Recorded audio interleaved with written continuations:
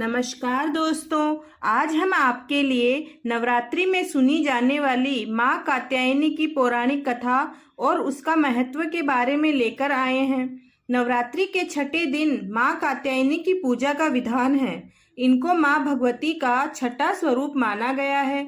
माँ कात्यायनी को युद्ध की देवी भी कहा जाता है।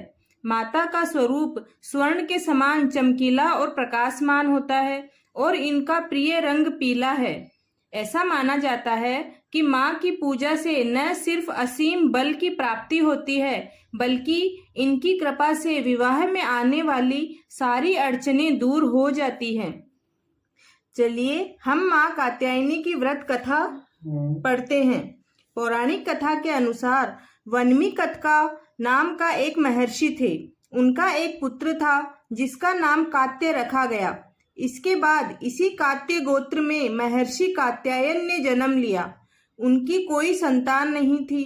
उन्होंने माँ देवी अम्बा को पुत्री के रूप में पाने के लिए कठोर तपस्या की। महर्षि कात्यायनी की तपस्या से प्रसन्न होकर माँ भगवती ने उन्हें साक्षात रूप दर्शन दिया। कात्यायन ऋषि ने माता को अपनी मंशा बताई।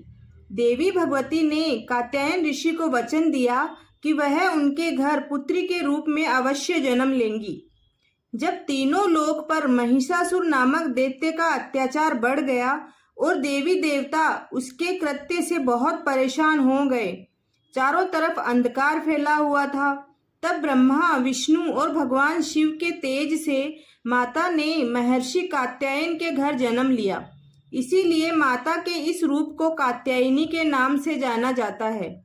माता के जन्म के बाद कात्यायन ऋषि ने सप्तमी, अष्टमी और नवमी तीनों दिन तक माँ कात्यायनी की विधिवत पूजा अर्चना की। इसके बाद माँ कात्यायनी ने दसवीं के दिन महिषासुर नामक दैत्य का वध कर तीनों लोक को उसके अत्याचार से बचाया। विवाह में बाधाएं उत्पन्न हो रही हों या कुंडली में विवाह का योग नहीं बन रहा हो, तो माँ कात्यायनी की विधिवत पूजा करने के बाद 108 बार माता के मंत्रों का जाप करना चाहिए।